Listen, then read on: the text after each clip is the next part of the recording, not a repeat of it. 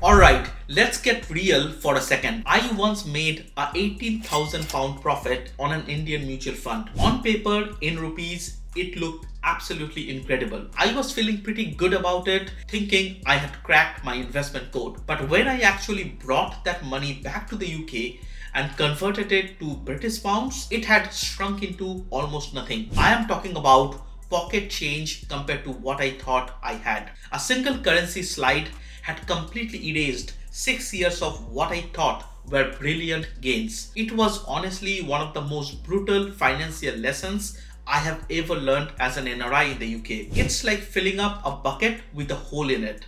You keep pouring water in, but you are never getting ahead. But here is the thing, that's not even the biggest mistake people are making this year. In fact, there is a brand new HMRC rule that kicked in back in April 2025 that is now catching thousands of NRIs completely off guard. We are talking tax bills of up to 45% on Indian income that people didn't even know they owed. Today I'm breaking down the 5 silent wealth killers that are costing UK NRIs thousands of pounds every year. And I am going to be completely honest with you, this is a video I desperately wish I had when I first moved to UK from India. It would have saved me so much money and so many headaches. Quick introduction if you are new here, I am Dr. Suman. I am not a financial advisor. I am an NHS doctor who moved from India and had to figure out the incredibly complex UK financial systems completely from the scratch. And look, I made pretty much every mistake in the book along the way. Some of them were expensive, some were just frustrating, but all of them taught me something valuable. My whole goal with this channel is to share that hard-earned knowledge so that you don't have to learn these lessons the expensive way like I did. So this isn't just about avoiding mistakes.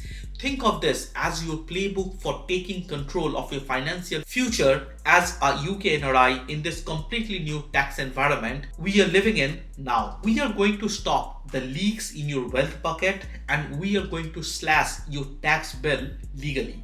And we are going to make sure the money that you work so hard for in pounds actually grows in pounds. Alright, let's dive in. Mistake number 1 is the currency black hole. So the first mistake, and this is the one that actually got me. It is completely ignoring the currency risk. Now, I know this sounds a bit technical, but stick with me because this is costing people thousands without them even realizing it. Here is what's happening. In the last 20 years, the Indian rupee has consistently weakened against the pound. It's not a one-time thing, it's a steady trend. And that means there is this constant headwind working against you 24/7 if you are investing in India. Let me give you a really simple example to show you what I mean. Let's say you take £100 and convert it to rupees. You get about 10,000 rupees, right? Now your Indian investment does really well and grows by 10%.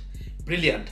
Now you have 11,000 rupees. But here is the catch. While your investment was growing, the pound also strengthened by 5% against the rupee. So when you convert that 11,000 rupees back to pounds, you only get 104.76 pounds. Your real return in the currency you actually spend it, it's less than 5%, not the 10% you thought you were getting. You see a 12% gain in your Indian portfolio statement, you are feeling great. But if the pound has strengthened by 5% during that time, your actual return when you convert it back is only 7%. You are losing a huge chunk of your profit before you even start spending it in the UK. This is that silent killer I was talking about at the beginning. And honestly, the next mistake is even worse because it's not just eating into your returns, it's the government actively taking your money and most people don't even know it's happening. Okay, this one is absolutely critical. So I need you to really pay attention here. As of April 2025, so we are already 6 months into this,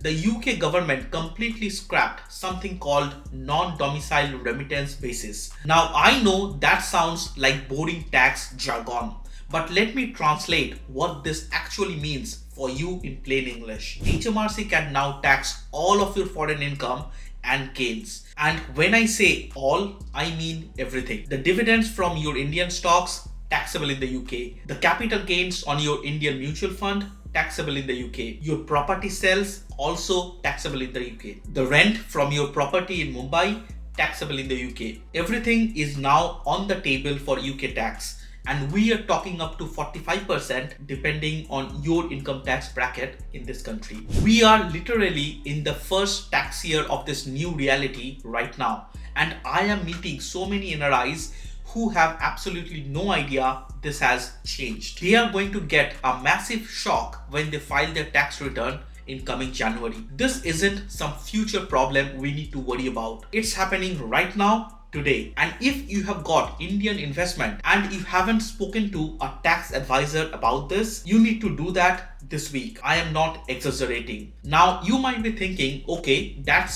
scary, but at least my money is accessible, right? Well, that brings me to a mistake number 3, which is about how a simple paperwork error can completely freeze your investment at the worst possible time. Alright, I know this one sounds boring. KYC document, compliance, paperwork, your eyes are probably glazing over already. But trust me, this can cost you thousands in missed opportunities. Here is what happens. Your KYC document expired or your bank updates their system and suddenly your FATCA status shows as unknown, and the next thing you know, your monthly SIP is completely frozen. You can't invest, you can't withdraw, nothing works. And it always, and I mean always, happens at the worst possible time. The market dips, you see this amazing buying opportunity, you want to invest more, and boom, transaction failed. Please update your KYC. This isn't just an inconvenience. This is real money that you are losing. The fix is actually pretty simple. It's just boring. Create a digital folder. I use Google Drive with scans of your passport, your visa, your UK address proof, everything. Set a calendar reminder to update your KYC every 2 to 3 years. That's it. As soon as your bank sends you a KYC update email, upload the required documents. You spend 5 minutes. This 5 minutes of boring admin work can save you months of frustration and thousands in missed opportunities. But you know what? Even if you have got all of this paperwork sorted, there is still this one investment that 70% of NRIs think is safe, but it's actually guaranteed to make you poorer every single year. Okay, this one is going to be controversial, but someone needs to say this. Over 70% of NRIs have most of their money sitting in NRI fixed deposit. And I get it. I really do. It feels safe. You are getting 6 to 7% returns. It's tax-free in India. The bank tells you it's a great product. But here is the brutal truth that nobody talks about. When Indian inflation is running around 5%, your real return is only 2%. You are barely keeping up with inflation. But now, under this new UK tax rules we talked about, that interest income is also taxable here in the UK. So after UK tax, depending on your own tax bracket, you could actually be getting negative real returns. You are literally guaranteed to lose purchasing power if you continue this. Your safe investment is making you poorer every single year. It's just happening so slowly that you don't even notice it. Also think about this. You save in INR, but you are actually spending your money in US dollars. Think about the iPhone, the Tesla, perhaps your children's college education. All of this are likely in US dollar or British pound terms. So why would you save your long-term savings in INR to spend in US dollar? Look, I am not saying you should have 0 fixed deposits. Keep some for emergencies and for spending in India for your family. Absolutely. But if that's where you put all your money and your savings, then you are actually losing the game. And speaking about losing the game,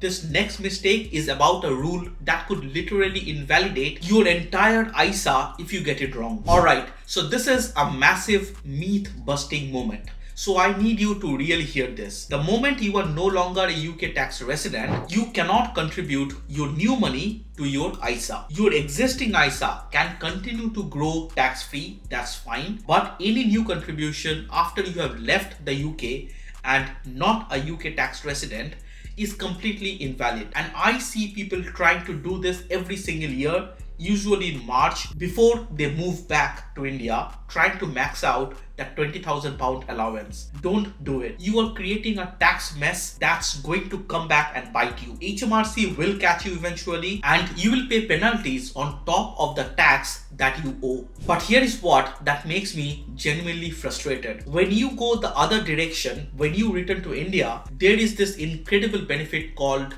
RNOR status that 90% of NRIs don't even know exist. If you are returning back to India, learn about resident but not ordinarily resident status. This is a powerful transitional status that can last for up to 3 financial years, making your UK investment income tax-free in India during this crucial period. Think about that. If you have got £100,000 in UK investment earning 8% annually, that's £8,000 a year, or about 8 lakhs that you don't have to pay Indian tax on. That's potentially 16 lakhs of tax-free income just sitting there waiting for you to claim it. But people don't claim it because they don't know about it. They immediately convert everything to resident status and start paying taxes they don't legally owe. It's like refusing free money. Now, before we wrap up, there is one more thing I need to talk about that's a bit more controversial, but it's costing people a fortune.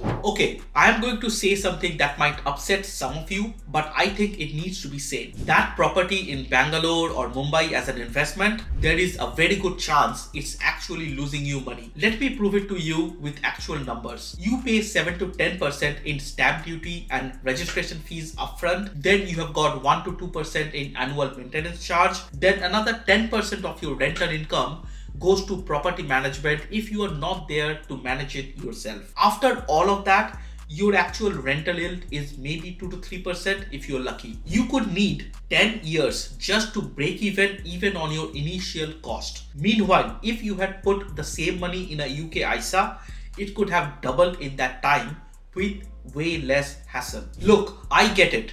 Property feels like roots. It feels like you are building something permanent back home in India. But if that emotional value is worth it to you, that's totally fine.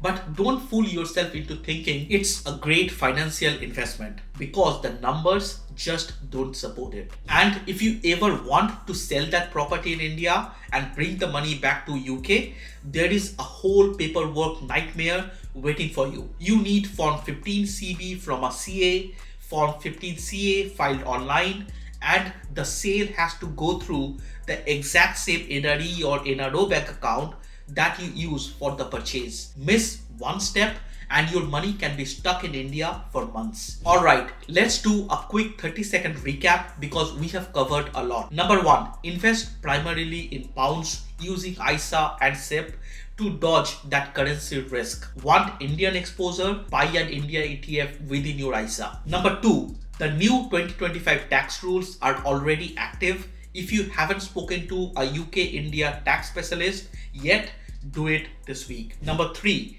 digitize your KYC document and set reminders to update them. Don't let paperwork freeze your money. Number 4, ditch the FD only mindset.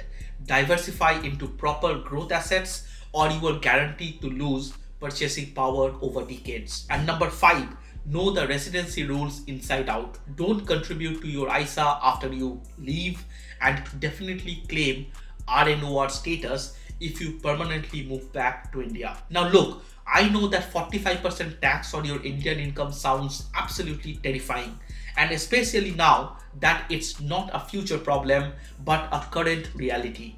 And this is exactly why I created a private community specifically for UK NRIs.